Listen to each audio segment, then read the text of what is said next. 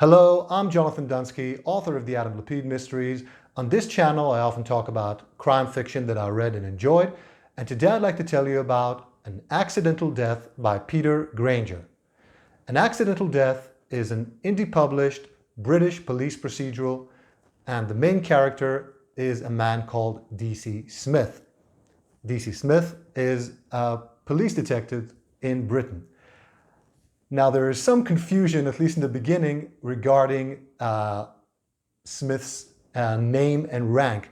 He is called D.C. Smith, which usually in British police procedural and in the British police in general stands for detective constable. But we learn early on that Smith is detective sergeant or a DS. And so this can be a bit confusing, and I found it a bit confusing in the beginning of the book. But the DC just stands for the character's initials. And I have absolutely no idea why Peter Grainger chose those initials for the character, because he knew that there would be some confusion, but it may have to do with the sort of wry and dry sense of humor that sort of permeates the book. So Smith is an experienced police detective. He has over 30 years of experience working as a policeman, and he used to be a DCI, a detective chief inspector, but he now works as I said, as a detective sergeant. So basically he sort of dropped in rank, but not really. He didn't do anything that, or at least we don't know of anything that he's done that resulted in a demotion. But I think that what is actually happening, or actually happened, is that he didn't want to work as sort of as an administrator or as a supervisor. He wanted to have a more hands-on job as a detective. In the beginning of the book, we also learned that at least some of Smith's supervisors would like him to retire, and he could retire with a full pension because he has 30 years, he's put in 30 years on the job, but he does not want to do that. He wants to continue working and to continue solving crime. We also learned that Smith is recently widowed, he has no children, and he lives alone, and he is still in the process of recovering from the loss of his wife. As for the case, let's talk about the case. Right at the beginning of the book, we get a sort of scene of a number of teenagers fooling around on the bank of the local river. And this river is traversed by canoes, and one of the teenagers decides to jump in the water and sort of chase after a certain canoe. There's no real reason behind this. This is just, adolescent foolishness.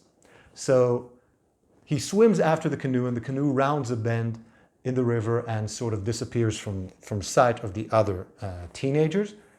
And then the teenager who was swimming after the canoe, a boy by the name of Wayne, he does not come back.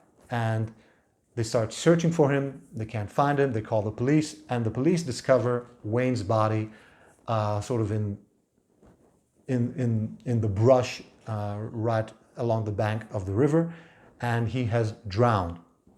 And this seems like an accidental death. This is what the first detective on the scene determines. This is what basically is the conclusion of the initial investigation.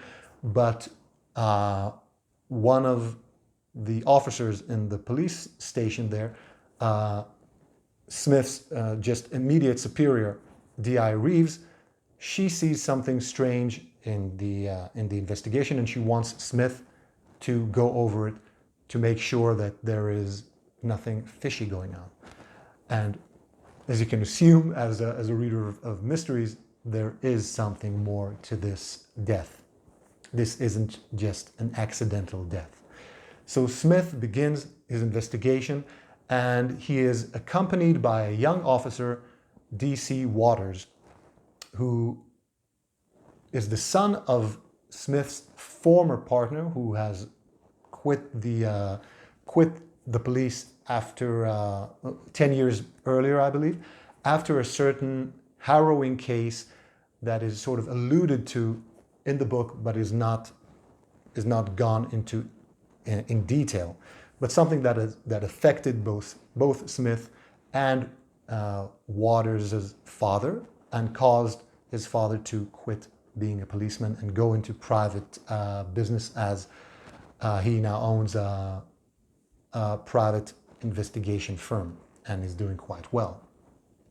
But so Smith and Waters begin going into the case, searching for the canoe and the canoeist, talking to the other teenagers who are on the scene, and sort of piecing together various evidence and trying to understand what happened to this boy, Wayne, what caused his death, and they learn certain very interesting things. The book is very much a straightforward police procedural, and Smith is the sort of methodical and thoughtful detective that is easy to admire. And he's also a very likable character. He has a sort of a, let's say, a British sense of humor and an iconoclastic sense of humor regarding his job, the police in general, the state of affairs in Britain, and this is something that I quite enjoyed throughout the book. He is also clever and, as I said, methodical and hardworking and stubborn. And Waters is also an intelligent and an insightful young detective. And together they form a sort of team that was frankly a joy to read. And the story was interesting from the beginning and all the way through.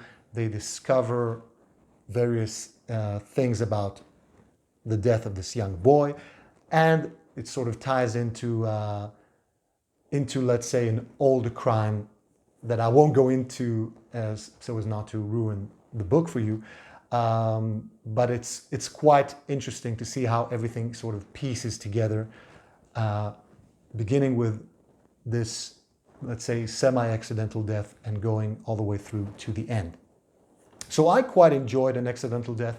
It's an excellent police procedural, and I immediately started book 2 in the series. I believe there are 10 books in the D.C. Smith series so far, and I think I'll sort of plow through them in the coming months. So you can find a link in the description below to where you can find a copy of the book. I will say that I listened to the audiobook and it was excellent. So have no fear, you can choose either the print format or the audio format, and you'll enjoy them both. And I look forward to continue reading more about D.C. Smith. I will say that I'm at the beginning of, or in the beginning of book 2, and so far it's excellent as well. So thank you for watching the video. I'll see you in the next one.